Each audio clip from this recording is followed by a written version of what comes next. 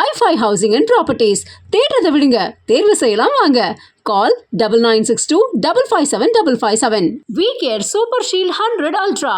Defense Broad Spectrum Sunscreen with 100 SPF. Buy now. MCR Pure Cotton Club. Formals and casual shirts. பாஜக தான் அழுத்தம் கொடுக்குது, CBI வச்சு அழுத்தம் கொடுக்குறாங்க, சென்சார் போர்டு வச்சு அழுத்தம் கொடுக்குறாங்க. சிபிஐ என்கொயரி வந்து கேட்டதே திரு விஜய் அவர்களும் அவங்க தாவக கட்சியும் தான். இவங்க மாநிலத்துறை ஆய்வு பண்ணக்கூடாதுன்னு சொன்ன பிறகு மத்திய துறை பண்ணுறாங்கன்னா அது கோஆப்ரேஷன் கொடுக்கணும், இவங்க ஒத்துழைக்கணும். அந்த அடிப்படையில் அவங்க சம்மன் கொடுத்ததுக்கு இவங்க ஒத்துழைக்கிறாங்க. சூப்பர் விஷன் தான் கேட்டோம், சிபிஐ என்கொயரி கேட்கலன்றது அவங்க லாயரே பேசுறாங்க. ஜனநாயகன் படத்தை பொறுத்த வரைத்து பார்த்தீங்கன்னா இவங்க தர வேண்டிய சில என்ஓசிசியும் சில அவசியமான காட்சிகளையும் இது எல்லா சம்மந்தப்பட்ட விஷயங்களை இவங்க வந்து சென்சார் போர்டோட ஒத்துழைச்சு அவங்க சொன்ன விஷயங்கள்லாம் கரெக்டாக கேரி அவுட் பண்ணியிருந்தாங்கன்னா இந்நேரம் அந்த சர்டிஃபிகேட் அவங்க வாங்கியிருக்கலாம். இப்போ கூட அந்த ப்ராசஸ் எல்லாத்தையுமே நாங்கள் வந்து அக்செப்ட் பண்ணிக்கிறோன்றது தான் அவங்களும் சொல்கிறாங்க. இல்லை இந்த ப்ராசஸ் இல்லை வழக்கு இது ஒரு பக்கம் நடந்துக்கிட்டே இருந்தாலும் கூட இதுக்கு பின்னணியில் வந்து பாஜக ஒரு கணக்கிடுறாங்க. என்டிஏ கூட்டணிக்குள்ள விஜய் அவர்களை வர வைக்கிறதுக்கான ஒரு அழுத்தத்தை கொடுத்துக்கிட்டே இருக்கு. அந்த மாதிரி எந்த அழுத்தமும் கொடுக்கற அவசியம் இல்லை. அழுத்தம் கொடுத்து இந்த மாதிரி வரணுங்கிற எதிர்பார்ப்பும் என்டிஏ கூட்டணின்னு இல்லை, என்டிஏ கூட்டணியில் இருக்கக்கூடிய எந்த கட்சிக்கும் இல்லை. இல்லை 26 தேர்தலில் எந்த மாதிரி தாக்கத்தை தாவைக்க உருவாங்க? ஓரளவுக்கு ஏற்படுத்துவாங்க, அவங்க ஒரு தாக்கத்தை ஏற்படுத்துவாங்க. அவங்க ஒரு அது வந்து அதிமுக பாஜக கூட்டணிக்கு பெரிய பாதிப்பா இருக்காது. திமுகவுக்கு தான் அவங்களுக்கு ஒரு பாதிப்பு இருக்கும். என்ன கணக்கிட? ஏன்னா அவர் திமுகவை தானே எதிர்க்கிறாரு. அப்ப அந்த வாக்குகள் வந்து அதிமுக பாஜக கூட்டணிக்கு வர வேண்டிய வாக்குகளை தான் விஜய் வாங்க போறாரு. அப்ப பாதிப்பு யாருக்கு? இல்ல அது வந்து மேடம், இப்போ அந்த அலைன்ஸ் அப்படின்னு பேசும்போது தமிழ்நாட்டை பொறுத்த வரைக்கும் இப்போ திமுக கூட்டணி அதிமுக பாஜக கூட்டணி அப்படின்ற அளவில் பேசிட்டு இருக்கும்போது இந்த பக்கம் இன்னும் விஜய் அவர்கள் இருக்காரு, சீமான் அவர்கள் இருக்காரு. இப்போ விஜய் அவர்களை வந்து நிறைய அழுத்தம் கொடுக்குது பாஜக அரசு அப்படின்னு சொல்றாங்க. பாஜக தான் அழுத்தம் கொடுக்குது, சிபிஐ வச்சு அழுத்தம் கொடுக்குறாங்க, சென்சார் போர்டு வச்சு அழுத்தம் கொடுக்குறாங்க அப்படின்ற விஷயங்கள்லாம் பேசப்படுது. அப்போ முற்றிலுமே விஜயை முடக்க நினைக்கிறாங்களா?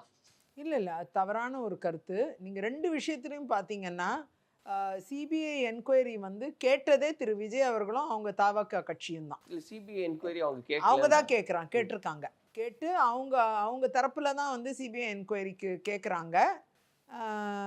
அதுக்கு சுப்ரீம் கோர்ட்டும் அலோவ் பண்ணுறாங்க. அதுக்கு ஒரு தனி நீதிபதியும் தலைமையிலான ஒரு இதுவும் குழுவும் அமைக்கிறாங்க. இப்போது சிபிஐ என்கொயரி ஸ்டேட் கவர்மெண்ட்டு காவல்துறை என்கொயர் பண்ணால் சரி வராது அப்படின்னு சொல்லிட்டு சிபிஐ என்கொயரி கேட்டதும் அவங்க விஜய் தரப்புல தாவேகா தரப்புல. அப்படி அவங்க சூப்பர் விஷன் தான் கேட்டோம், சிபிஐ என்கொயரி கேட்கலன்றது அவங்க லாயரே பேசுறாங்க. அப்படியே இருந்தாலும் அது புலனாய்வுத்துறைக்கு ஆர்டர் பண்ணிடுறாங்க. சுப்ரீம் கோர்ட்டோட ஆர்டர், அது யார் என்ன செய்ய முடியும்? வேற யாரும் கேட்கணும்னு அவசியம் இல்லை. சுப்ரீம் கோர்ட் புலனாய்வுத்துறை, இது கிரிமினல் இன்வெஸ்டிகேஷன். அதனால புலனாய்வுத்துறை 41 உயிர்கள் பலியான விஷயம். இதில் வந்து மத்திய புலனாய்வுத்துறை இது காரணங்கள் என்ன, இந்த மரணங்கள் எவ்வாறு நடந்தது, மாநில காவல்துறை ஏன் சரியாக செயல்படவில்லை, தவறு எங்கே நடந்திருக்கு, இதெல்லாமே மத்திய புலனாய்வுத்துறை ஆய்வு செய்யணுன்ட்டு சுப்ரீம் கோர்ட் ஆர்டர் கொடுத்துட்றாங்க. அப்படி இருக்கும் பொழுது ஜஸ்டிஸோட மானிட்டரிங்லேயும் இது நடக்குது. அப்படி இருக்கும் பொழுது இவர்களுக்கு மாநில காவல்துறை இந்த ஆய்வை பண்ணக்கூடாதுங்கிறது இருந்தது. அவங்க அதில் தேவைக்கு அதில் வெற்றி பெற்று அவங்க மத்திய புலனாய்வுத்துறை ஆய்வுக்கு ஏற்றுக்கிட்டாங்க. இப்போ அது அப்பியர் ஆகிக்கிட்டு இருக்காங்க. இவங்க ஸ்டேட்மெண்ட், இவங்க மாநிலத்துறை ஆய்வு பண்ணக்கூடாதுன்னு சொன்ன பிறகு மத்திய துறை பண்ணுறாங்கன்னா அது கோஆப்ரேஷன் கொடுக்கணும், இவங்க ஒத்துழைக்கணும். அந்த அடிப்படையில் அவங்க சம்மன் கொடுத்ததுக்கு இவங்க ஒத்துழைக்கிறாங்க. ஒரு ஹியரிங்க்கும் அவரும் போகிறாரு, அவங்க கட்சியை சார்ந்தவர்களும் கரெக்டாக அவங்க கொடுத்த டேட்டில் எல்லாருமே போயிட்டுருக்காங்க. அப்படி இருக்கும் பொழுது அந்த ஒத்துழைப்பை தான் நம்ம பார்க்கணும். அவங்க அந்த சிபிஐயில் அவங்க அந்த ஒத்துழைப்பை கொடுக்குறாங்க. அது சுமூகமாக அந்த சிபிஐ என்கொயரி கரெக்டாக போய்கிட்டு இருக்கு. எல்லா துறைகள்லேருந்தும் அந்த ஆய்வை வந்தும் பண்ணிட்டு போயிருக்காங்க சிபிஐ. ஆகையால் இதுக்கு முறையான ரிப்போர்ட் வரணும். அது விஜய் அவர்களுக்கும் அவங்களோட கருத்தையும் கேட்காம சிபிஐ வந்து அவங்க ஒரு என்கொயரியை நடத்தினாங்கன்னா எங்கள் கருத்தை கேட்கவே இல்லைன்னு தானே சொல்லுவாங்க. அதுவும் தப்பு தானே. அதனால் எல்லார் கருத்தையும் கேட்டு பண்ணுறது தானே கரெக்டு. அது சிபிஐ கரெக்டாக பண்ணிகிட்டு இருக்காங்க. இன்னொரு பக்கம் அது அழுத்தமாக நம்ம எடுத்துக்கக்கூடாது. இந்த கேஸில் இந்த புலனாய்வு அவசியமான ஒன்று, குற்றவியல் சைட்லேயும் அவசியமான ஒன்று, மாரலாகவும் இது அவசியமான ஒன்று. இந்த என்கொயரி தேவை. இது அதே மாதிரி நீங்கள் ஃபிலிமை பொறுத்த வரைக்கும் ஜனநாயகன் படத்தை பொறுத்த வரைக்கும் பார்த்தீங்கன்னா இவங்க தர வேண்டிய சில என்ஓசிசியும் சில அவசியமான காட்சிகளையும் இதெல்லாம் சம்மந்தப்பட்ட விஷயங்களை இவங்க வந்து சென்சார் போர்டோட ஒத்துழைச்சி அவங்க சொன்ன விஷயங்கள்லாம் கரெக்டாக கேரி அவுட் பண்ணியிருந்தாங்கன்னா இந்நேரம் அந்த சர்டிஃபிகேட் அவங்க வாங்கியிருக்கலாம். இந்த சென்சார் போர்டோட சர்டிஃபிகேஷனுங்கிறது மேண்டேட்ரி, அது ஆப்ஷனல் கிடையாது, கட்டாயமாக மேண்டேட்ரி. அது வந்து அந்த சர்டிஃபிகேஷன் இருந்தால் தான் திரையிட முடியும், சட்டம் அதுதான் சொல்லுது. அப்படி சட்டப்படி இந்த சர்டிஃபிகேஷனை வாங்கணுங்கிறப்ப இவங்க தேவையான என்ஓசிஸை வாங்கி கொடுக்கணும். வாங்கி கொடுத்து இந்த ப்ரொடக்ஷன் ஹவுஸு ப்ராப்பராக விஜய் வச்சு இயக்கின ப்ரொடக்ஷன் ஹவுஸ் ப்ராப்பரான டாக்குமெண்ட்ஸ் அவங்க ப்ரொடியூஸ் பண்ணியிருந்தாங்கன்னா இந்நேரம் சர்டிஃபிகேஷன் கிடைச்சிருக்கும். இப்போ கூட அந்த ப்ராசஸ் எல்லாத்தையுமே நாங்கள் வந்து அக்செப்ட் பண்ணிக்கிறோன்றது தான் அவங்களும் சொல்கிறாங்க. அக்செப்ட் பண்ணால் மட்டும் போகாது, தேவையான என்ஓசிஸ் எங்கெங்கேருந்து துறை ரீதியாக வாங்கி கொடுக்கணுமோ அதெல்லாம் வாங்கி கொடுத்துருக்கணும். ஃபார் எக்ஸாம்பிள் அனிமல் வெல்ஃபேர் போர்ட்லேருந்து ஒரு என்ஓசி வாங்கி கொடுக்கணும்னா அதை வாங்கி கொடுத்துருக்கணும். அதே மாதிரி இதுலேருந்து இப்போ ஆர்மிலேருந்து ஒரு என்ஓசி வாங்கி கொடுக்கணும், அதையும் வாங்கி கொடுத்துருக்கணும். இப்போ இதெல்லாம் அவங்க அப்ளை பண்ணி வாங்கி கொடுக்கணும். இதெல்லாம் ஒரு தேதியை ஃபிக்ஸ் பண்ணுறதுக்கு முன்னாடி பண்ண வேண்டிய விஷயங்கள். ஸோ இதெல்லாம் பண்ணாமல் திடீர்னு வந்து சர்டிஃபிகேட் கொடுங்கன்னு விஜய் கட்சி ஆரம்பிச்சிருக்காங்க, டக்குன்னு ஒரு சர்டிஃபிகேட்டை உடனே கொடுக்கறதுங்கிறது சாத்தியம் இல்லை. இவங்க இது எல்லாத்தையும் எல்லா படங்களுக்கும் இந்த மாதிரி இருக்கும். அதே மாதிரி இந்த படத்துக்கும் என்ஓசிஸ் கேட்டிருப்பாங்க. அது எல்லாமே இவங்க ப்ரொடியூஸ் பண்ணி ப்ராப்பராக எல்லாத்தையுமே அவங்க அப்புறம் எந்தெந்த காட்சிகளில் என்னென்ன இது இருக்கோ, அது குறைகள் இருக்கோ, என்னென்ன எதிர்ப்பு இருக்கோ மெம்பர்ஸ் மத்தியில், சரி அதெல்லாமே இவங்க நிவர்த்தி பண்ணி இந்த ரிவிஷன் போர்டுக்கு ரெஃபர் ஆகுது. ரிவிஷனில் இவங்க எல்லாத்தையும் சரி பண்ணி எல்லாம் கொடுத்தாங்கன்னா அது நடந்துற போகுது. இல்லை இந்த எனக்கு தெரிஞ்சு இதில் ஒரு டிஃபிகல்ட்டி இருக்க மாதிரி எனக்கு தெரியல. இல்லை இந்த ப்ராசஸ் இல்லை வழக்கு இது ஒரு பக்கம் நடந்துக்கிட்டே இருந்தாலும் கூட இதுக்கு பின்னணியில் வந்து பாஜக ஒரு கணக்கிடுறாங்க, என்டிஏ கூட்டணிக்குள்ள விஜய் அவர்களை வர வைக்கிறதுக்கான ஒரு அழுத்தத்தை கொடுத்துக்கிட்டே இருக்கு. அந்த மாதிரி எந்த அழுத்தமும் கொடுக்கற அவசியம் இல்லை. அழுத்தம் கொடுத்து இந்த மாதிரி வரணுங்கிற எதிர்பார்ப்பும் என்டிஏ கூட்டணியும் இல்லை, என்டிஏ கூட்டணியில் இருக்கக்கூடிய எந்த கட்சிக்கும் இல்லை. இப்போதான் இன்னும் வலுவான என்டிஏ கூட்டணியா அது மாறும். அது இவரை பொறுத்த வரைக்கும், விஜயை பொறுத்த வரைக்கும் அந்த மாதிரி எந்த ஐடியாவும் என்டிஏக்கு கிடையாது. இது ரொம்ப தெளிவாக இருக்காங்க. அப்படியா இருந்தால் இது ஒரு அழுத்தமாகவே, இது வந்து ரெகுலர் ப்ராசஸ். இது வந்து ஹைகோர்ட்டும் பார்த்தீங்கன்னா டிவிஷன் பெஞ்சில் இப்போ கேஸ் ஹியரிங் வந்துட்டுருக்கு.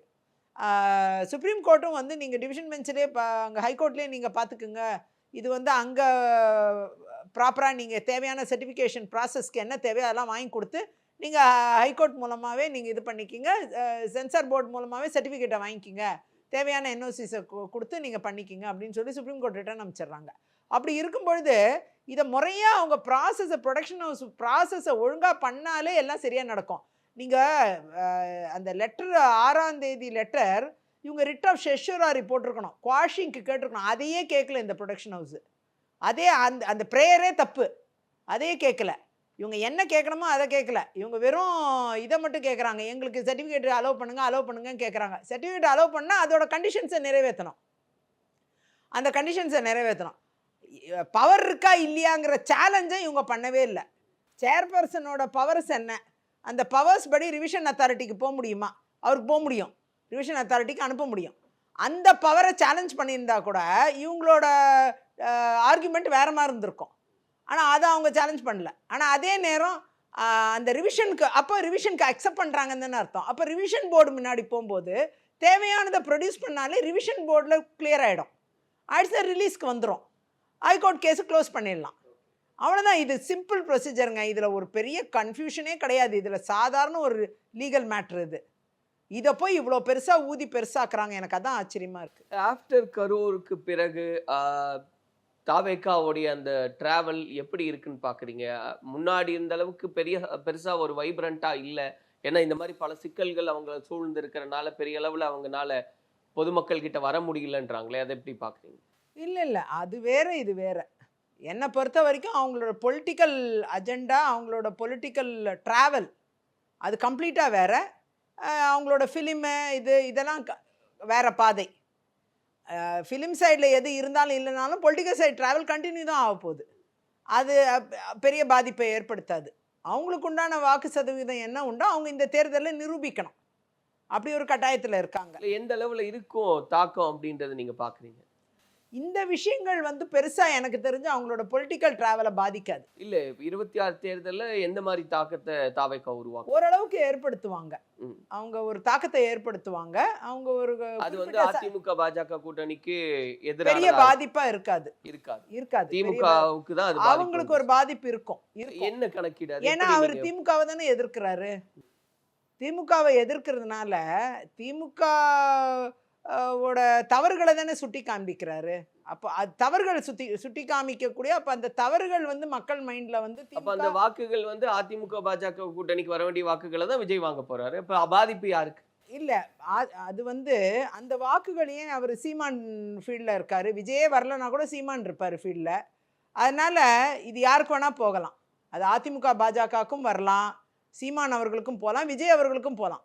யாருக்கு அந்த எதிரான வாக்குகள் திமுக விரும்பாதவர்கள், திமுக ஆட்சியில் துன்பத்தை அனுபவித்தவர்கள் என்று நினைக்கக்கூடிய அந்த வாக்குகள் வந்து யாருக்கு வேணா போகலாம்.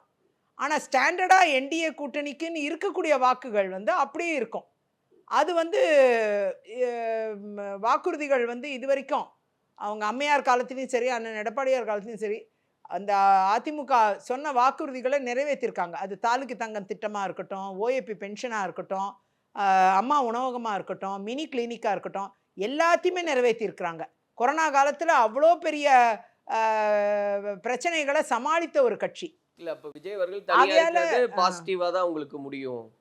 நிச்சயமா அது பாசிட்டிவாக தான் இருக்க வாய்ப்பு இருக்குது. அது வந்து பெரிய பாதிப்பை அதிமுக தேசிய ஜனநாயக கூட்டணிக்கு பாஜக கூட்டணிக்கு ஏற்படுத்தாது. பெரிய ஏன்னா ஒரு கன்சாலிடேட்டட் ஃபிக்ஸட் ஓட் பேட்டர்ன் வந்து என்டிஏ கூட்டணிக்கு இருக்குது.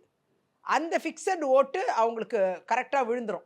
ஸோ நிறைவா மேடம், இப்போ நிறைய சில ஆர்டிகல்ஸ் எல்லாம் பார்க்க முடியுது, உங்களை குறித்தும் கூட இருக்கு.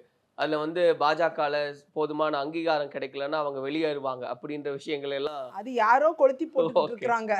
அதெல்லாம் அந்த ஒரு மனநிலையில தான் இருக்கீங்களா? அதெல்லாம் உண்மை கிடையாது. எதா இருந்தாலும் பாஜகவில் இருந்து பயணிச்சுக்கிட்டு இருக்கேன். இப்போ பாஜக நிர்வாகியாக தான் உங்களுக்கு பேட்டி கொடுத்துக்கிட்டு இருக்கேன். நான் ரொம்ப தெளிவாக இருக்கேன், அதில் எந்த மாற்று கருத்தும் இல்லை.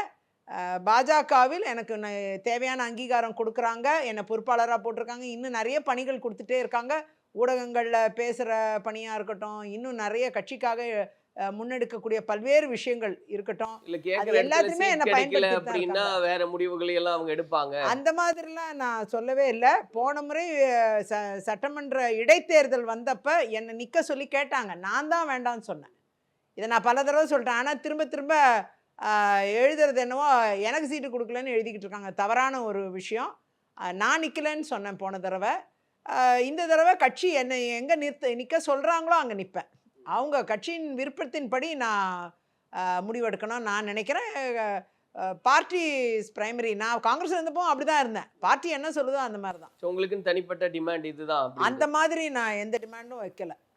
இங்கேயும் பிஜேபியில் அவங்க வந்து எல்லா வகையிலும் எனக்கு அஷூரன்ஸ் நல்லா கொடுத்துருக்குறாங்க.